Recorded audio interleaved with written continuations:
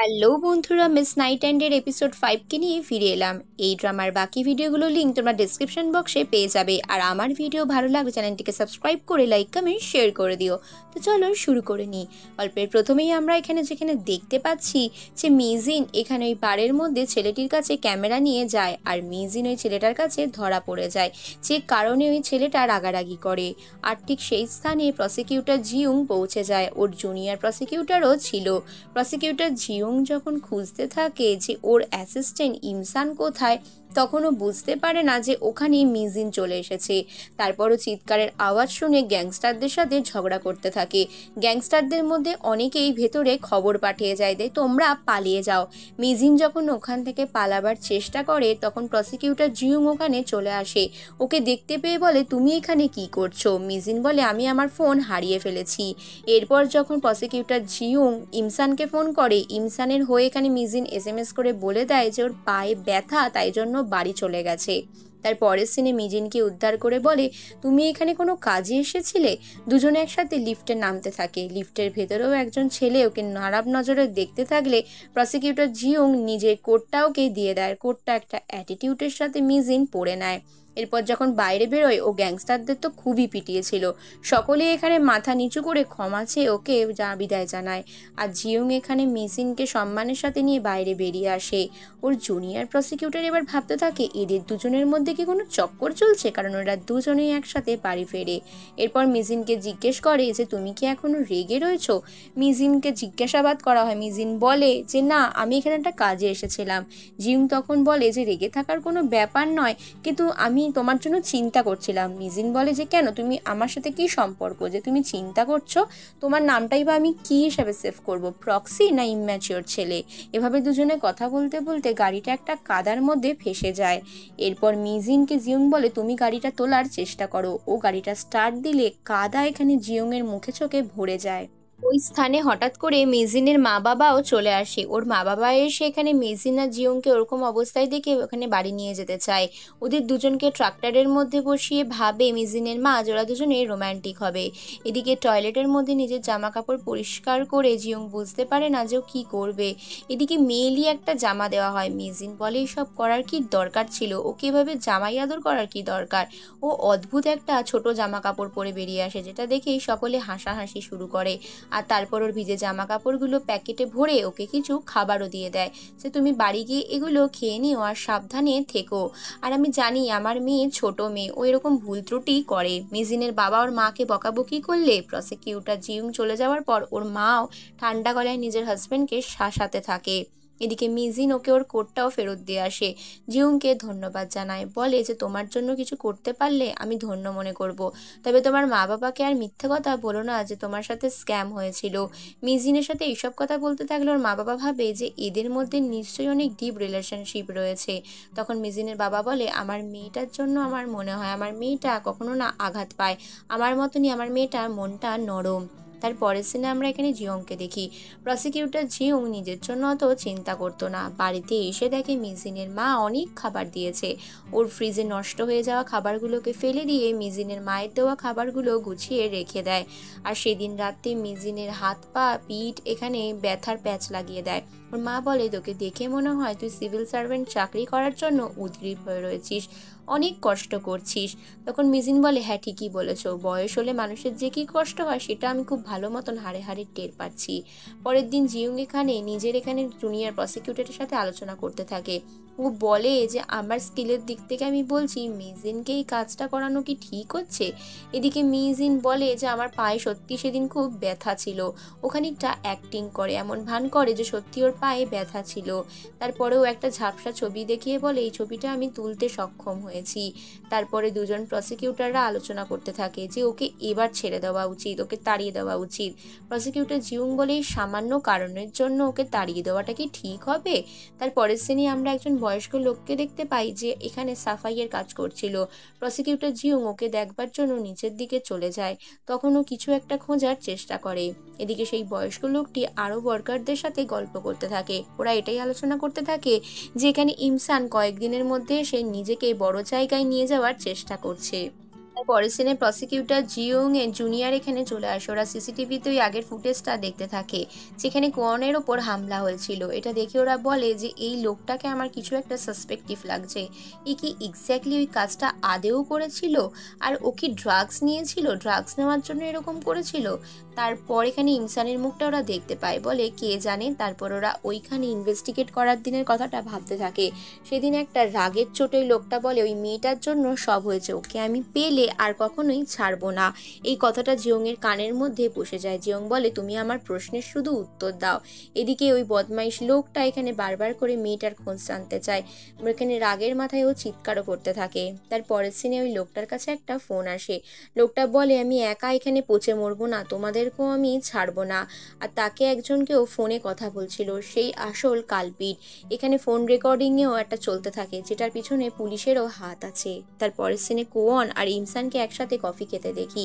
কোয়াগান এখানে নিজের মনের দুঃখ এবার থেকে সব ইমসানের সাথে শেয়ার করতে থাকে। ওর সাথে এখানে বয়স্ক বড় হলেও এখানে ইমসানের সাথে একটা বন্ধুত্বের সম্পর্ক তৈরি হয়ে যায়। ও যখন এখানে গান তৈরি করত তখন ওকেও জীবনে অনেক স্ট্রাগল করতে হয়েছে, নাচ শিখতে হয়েছে, অ্যাক্টিং করতে হয়েছে। এভাবে ধীরে ধীরে ও কখন যে ডিপ্রেশনের মধ্যে চলে গেছে আর সব কিছুতে ওভার থিঙ্কিং করা শুরু করেছে সেটা নিয়ে বলতে থাকে। তখন ইমসানেরও নিজের কথা মনে পড়ে গেলে ও তখন ওকে মনে সাহস জুগিয়ে বলে হার মেনে নেওয়াটা জীবন নয়, একটা সময় তো আমিও হার মেনে নেবো ভেবেছিলাম। তারপর দুজনেই এখানে চলে যেতে চায়, কিন্তু ইমসানের পায়ে ভুলবশত কফি পড়ে যায়, যেটা এখানে কোয়ান পায়ে মুছতে গিয়ে দেখে ওর পায়ে অনেক দাগ রয়েছে। আর এখানে ইমসান বলে আমার পায়ে বিড়ালে আঁচড় দিয়েছে। এদিকে কোয়ানকে ওর ম্যানেজার ফিরে আসতে বললে ও বলে আমি এখনও কিছুদিন এই ট্রেনিংয়ের মধ্যে থাকতে চাই, আমার এখানে ভালো লাগছে। তারপরেও এখানে ইমসানের দিকে অবাক দৃষ্টিতে তাকিয়ে থাকে। তারপরের সিনে পুলিশকে দেখি। এখানে হঠাৎই ওই কয়েদির প্রচণ্ড শরীর খারাপ হয়ে যায়। ডাক্তাররাও ট্রিটমেন্ট করা শুরু করে। ওই একমাত্র প্রুফ যে কেন কোয়নের উপর ওরকমভাবে অ্যাটাক করা হয়েছিল। সেদিন রাত্রিবেলা প্রসিকিউটর জিওংয়েরও ঘুম হয় না। ভয়ঙ্কর স্বপ্নে ওর ঘুমটা ভেঙে যায়। নিজের চোখে মুখে জলের ছিটা দিতে দিতে আগের কথা মনে পড়ে যায়। ওর মা প্রত্যেক দিন প্রচুর সাজগোজ করতো, ইভেন ওকেও সাজিয়ে দিত আর ওর সাজে হেল্পও করতো। তো তখন এরকমভাবেই ওর মা প্রতিদিন বেরিয়ে যেত। একদিন হঠাৎ করেই বলে তোর বাবা তো আমাকে হিরের আংটি দেয়নি, তুই আমাকে কি দিবি? তোর কথা আমি আর ভাবতেও চাই না। ভালো থাকতে থাকতে হঠাৎই ওর মায়ের রাগ হয়ে যাওয়া আর ওকে ছেড়ে চলে যাওয়া। একা প্রত্যেক দিন কাজে বেরিয়ে যেত, ওকে বাড়িতে আটকে রেখে যেত। এই খারাপ স্বপ্নগুলোর মনের ভেতরে একটা অস্থিরতা সৃষ্টি করে, যার ফলে ওর রাতের ঘুমটা নষ্ট হয়ে যায়। এরপরও এখানে ইনভেস্টিগেট করতে থাকে যে ঘটনাস্থলে কার সাথে কোন ঘটনার লিঙ্ক আপ রয়েছে। সমস্ত কিছুর উত্তর এখানে তাইহরি বলে ওই জায়গাটার সাথে লিঙ্ক রয়েছে, যেখান থেকে সমস্ত লোকেদের গায়েব হয়ে যাচ্ছে। শেষ যখন ও দেখেছিল ওর মায়ের মৃতদেহটাই ওর চোখে পড়েছিল, যেটা ওর উদ্ঘাটন করা খুবই জরুরি। তারপরে রাতের বেলাও কাজের মধ্যে ডুবে যায়।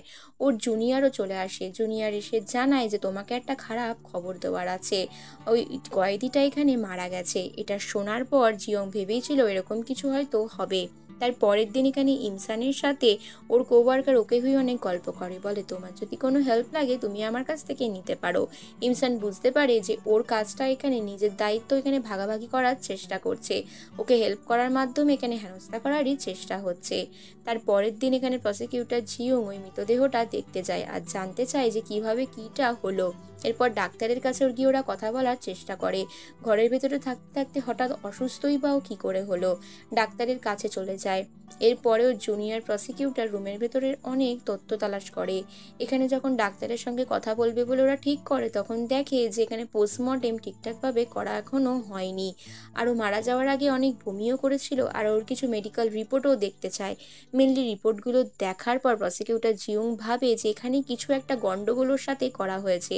প্রথমে ওদের ডাক্তারকে সন্দেহ হলো, ডাক্তারের বিরুদ্ধে কোনো প্রমাণ থাকে না, তাই জন্য ওরা ডাক্তারকে কিছু বলতে পারে না সে হঠাৎই ওকে ইঞ্জেকশন দেওয়ার কারণটা কি ছিল। দুজনেই ওখান থেকে বেরিয়ে আসে। তারপরে ওরা ভাবতে থাকে যে কি করে ওই কয়েদিটাকে মেরে ফেলা হয়েছে। এখানে আমরা দেখি পুলিশের ভেতরেই কেউ একজন খবরিয়া ছিল, যে এখানে মেন যে খুনি তার কাছে খবরাখবর পৌঁছে দিচ্ছিল।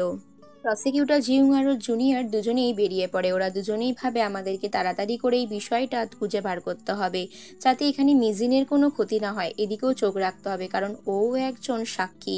তারপর ওরা দুজনেই গাড়ি থেকে নেমে চলে আসে। এদিকে কোন আবারও কফি কিনে ইমসানের সাথে দেখা করতে আসে। ইমসানের রুমে এসে ওকে কফি দিয়ে গল্প করতে চাইলে ইমসান বলে, তুমি তো আমার কথা শুনতে পাচ্ছ না, আমি এখন একা আছি আর কাজও করছি, তুমি আমাকে ডিস্টার্ব করো না। এরপর কোয়ান অনেক জোর করে গল্প করার জন্য। কোয়ান জানতে পারে যে ওই কয়েদিটা মারা গেছে।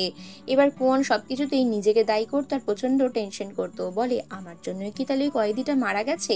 এরপর যাওয়ার সময় ও প্রসিকিউটর জিউংকে বলে, আমার জন্যই কি ওই কয়েদিটা মারা গেছে? বলুন না, আমি এক্ষুনি শুনে আসছি। প্রসিকিউটর জিউং বলে, তোমাকে কে বললো এমন কথা? এখানে দেখে বুঝতে পারে যে কোয়ানের এই ওভার থিঙ্কিং এর জন্য একটা অসুখ রয়েছে, যেটা থেকে ও ডিপ্রেশনে চলে যায়।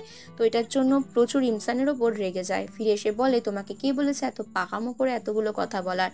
খবর লিক করাটা আমাদের কাজে মানায় না, তোমাকে নিজের খবর অনেক গোপনীয়তার সাথে বজায় রাখতে হবে। কথাগুলো শুনি ইমসান ক্ষমা চেয়ে নেয়, কারণ করার মতন কিছু ছিল না। কিন্তু ওর সাথে প্রসিকিউটর জিয়ং খুবই খারাপ বিহেভিয়ার করে। এরপর একটা ফাঁকা মাঠে গিয়ে ওর সমস্ত কথাগুলো মনে করার চেষ্টা করে। যবে থেকে ও কাজে এসেছে তবে থেকেই প্রসিকিউটর জিয়ং ওর সাথে খারাপ বিহেভিয়ার করে, আর ওর জুনিয়র মিলে দুজনে মিলে ওকে হেনস্থা করার চেষ্টা করে।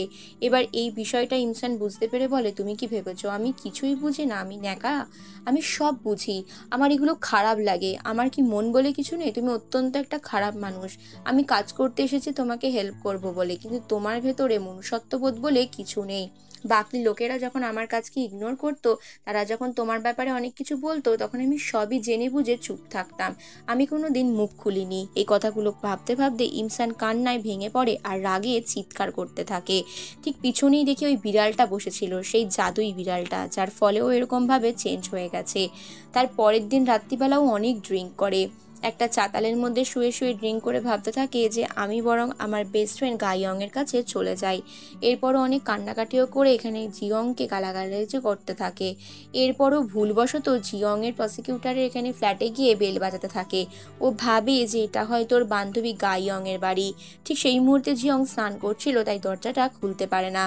বারবার লক টেপা সত্ত্বেও দরজা না খোলাতে ও ভুলভাল জিনিস দিয়ে এখানে উল্টোপাল্টা করে দেয়, আর লকের মধ্যে ইলেকট্রিক শকও দিয়ে দেয়, যার ফলে লকটা খারাপ হয়ে যায়। আর ও দরজার সামনেই শুয়ে পড়ে ক্লান্ত হয়ে। প্রসিকিউটর জিয়ং বাইরে এসে ওকে ডাকতে থাকে, তারপরও ঘরের ভিতর ঢুকে যায়, আর দরজাটা বন্ধ হওয়ার সঙ্গে সঙ্গে আপনা আপনি লক হয়ে যায়। এরপর ঘরের ভিতরেও অদ্ভুতভাবে শুয়ে পড়ে। প্রসিকিউটর জিয়ং ওকে অনেকবার জাগানোর চেষ্টা করে, বলে যে তুমি বাড়ি যাও, আর কিভাবে কি করেছো, দরজার লকটা খারাপ হয়ে গেছে। এটা শোনার পরও অনেকক্ষণ ঘোরের মধ্যে থাকে।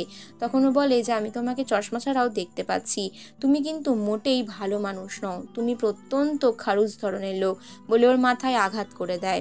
তারপরেও নিজেই একটু শুয়ে পড়ে, খানিকক্ষণ ঘুমিয়েও যায়। ঘুম যখন ওর ভাঙে তখন প্রায় মাঝরাত হয়ে যায়। এখানে প্রসিকিউটর জিয়ং ওর আশেপাশেই ছিল আর ওর গায়ে চাপা দিয়ে ওখান থেকে সরে যায়। তারপরে যখন এক ঘুম দেওয়ার পর যখন এখানে মিজিনের ঘুম ভাঙে, তখন প্রায় ভোর হতে যায়। যখন চোখের পাতাও খোলে তখনও ভয়ে হড়মড়িয়ে ওঠে। তখন ওর মনে পড়ে যে ও তো নিজের বাড়িতে নেই, অন্য কোথাও আছে। তখন ঘুম থেকে উঠে প্রসিকিউটর জিয়ংকে সবটা জিজ্ঞেস করে, আর জিয়ং ওকে সবটা বলে জানায় যে তুমি আমার বাড়িতে আছো। এটা শোনার পর মিজিন বলে, আমাকে এক্ষুনি এখান থেকে যেতে হবে, আমি এখানে আটকা থাকতে পারবো না। তো লকটা খারাপ হয়ে গেছে, কখন ঠিক হবে শুনি? তো জিয়ং বলে, সেটা সকালের আগে তো সম্ভব নয়। কিন্তু এখানে মিজিন বলে যে সেটা সম্ভব নয়, আমাকে এক্ষুনি যেতে হবে। আর দেখতে দেখতে ভোর 5টা থেকে ঘড়ির কাঁটা সকালের দিকে বয়েও যায়। এরপরও ওখান থেকে পালাবার চেষ্টা করে। দরজা খুলে যেতে গিয়েই সকালের আলো ওর মুখের ওপর পড়ে, আর এখানেই এই পর্ব রহস্যজনকভাবে শেষ হয়ে যায়।